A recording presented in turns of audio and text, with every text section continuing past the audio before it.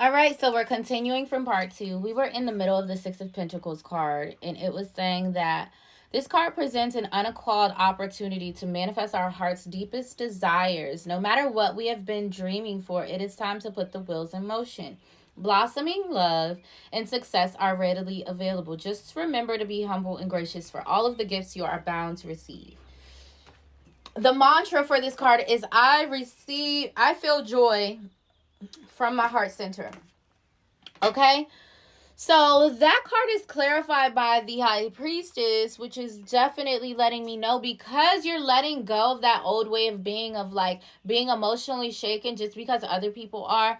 You're letting go of that, which is opening up your heart, which is allowing you to get into the receiving mode more, Pisces. So you're using your intuition, and you're actually, what it's talking about is, it's definitely talking about your intuition, but it's like, as soon as you tap into this part of yourself this month in May, you immediately start to receive all these messages from your intuition. You start to feel divinely in tune.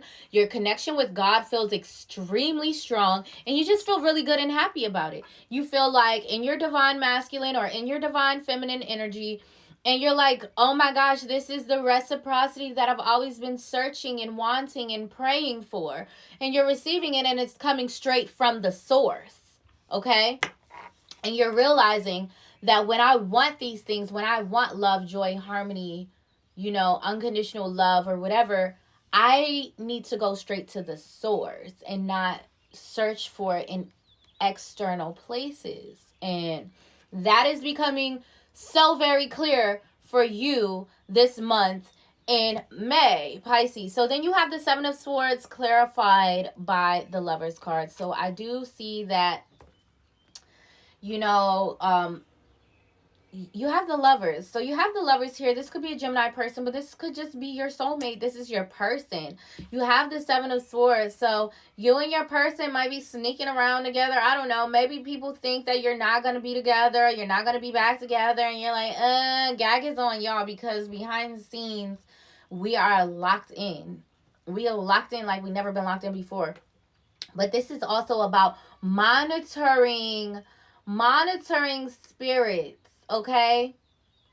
Some of you may be having to make a choice between two lovers, between two people. Okay, so for some of you Pisces people, that's something going on. But monitoring spirits, this is about a love connection that you really want to, you want to keep it, not you want to keep it hidden, you don't want to keep it hidden, but you know that there are a lot of people out there who would like to exploit it, would like to attack it, would like to shoot at it, would like to try to break it down, would like to try to pinpoint what the weak spots are immediately, because they see the strength of, the connection, and it's very intimidating to a lot of people. And you can feel that people would try to ruin this if they knew what we have here.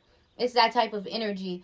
And so you might be doing a little bit of sneaking, just basically keeping your relationship very safe and close to your heart, and not just letting, people who would probably be like, oh, don't be with that person. It's like, it's none of your business. Like, please go.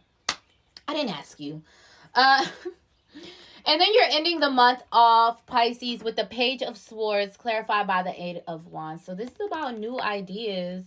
The Eight of Wands is about new ideas. It's about communication, rapid developments. And so the Page of Swords has that same kind of energy, but it's also about the way that you communicate yourself. You're figuring out a new way to communicate yourself within this love relationship. Maybe the way that you were communicating before, it was more so cultivating more conflict. But now you're learning, okay, if I say it this way, it's not about what you say, it's how you say. And if I say it this way, I usually get a more positive result. So let me just structure the way that I say everything to be like this, so that I could constantly be in the receiving mode.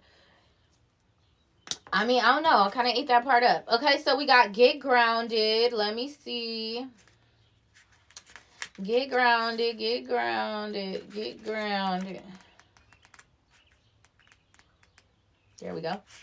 It says, dun, dun, dun, dun. Empaths, highly sensitives, connect with nature. There's definitely a need for you to get outside, get into nature, get by the ocean, get on the grass, put your feet down, touch some grass. You are being called to get grounded, to ensure that your luminous field is clear and your inner well is full. If you're not grounded, it is all too easy to get swept up in other people's energy and mistake it for your own. This is just what we talked about. So you're getting grounded this month. You're figuring out how you have to ground yourself. You're understanding, like, that's that person's energy. That's not my energy that's feeling that. And so your boundaries will become blurred as you are absorbing the energies around you and struggling to define what is their stuff and what is yours. If you pull this card, you are very likely an empath or a highly sensitive person and need time alone to fill up your well, balance your energy, and get grounded. There are two types of people: those who draw their energy from others and those who draw their energy from within. This is what we were just talking about. Okay? Reflect on which one you are and carve out time each day to ensure your well is being replenished. Prayer, meditation, these are things that you need to be making a part of your spiritual disciplines every single day. Do not miss a day. Being sensitive is a superpower, but like all powers, it needs to be nurtured in order to be fulfilled. It is easy to get swept up in the high frequency energies that are swirling around the planet. The quickest and most effective way of clearing all of this from your field is to ground yourself by connecting with Mother Earth. Go outside, go by the water, touch grass, go for a hike, all of the things. Go fishing, catch butterflies, fly a kite. There are many ways to get grounded. One of the most powerful ones is to practice earthing by connecting to the power of Mother Earth. Spend time in nature, put your hands on a tree. Your palms are extensions of your heart chakra, or walk barefoot on the earth. So the action says do something to get grounded and connect with earth. So let's keep on moving. We have Align Your Life next.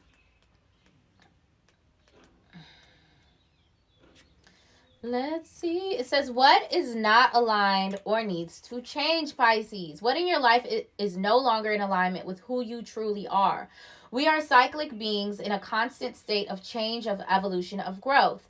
Change is one of the only certainties of life. When you resist your cyclic nature, you resist life and feel stuck.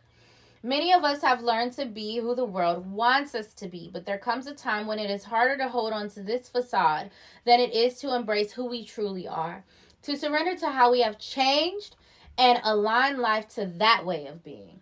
If you pull this card, you are being called to let go of who you once were or the things that you once defined yourself by. Pisces, your whole perspective of yourself is changing this month. The job, the relationship, and the mask you wore. And to embrace who you truly are now. To courageously step into the person that you came here to be in full authenticity. To embrace your weirdness and your uniqueness. Perhaps you have outgrown some relationships or circumstances. And it is time to reassess and bring all the parts of your life into alignment so that they are congruent with who you truly are today. So these things are important for you to let these things go and change them and all these different things, because you're not that person anymore, Pisces. You're different now.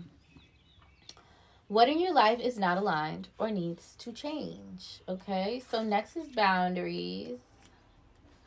Boundaries sounds like, does Wayne Brady have to... Who knows the rest? You're a real one if you know the rest of that line. Where do you need to establish better boundaries, Pisces?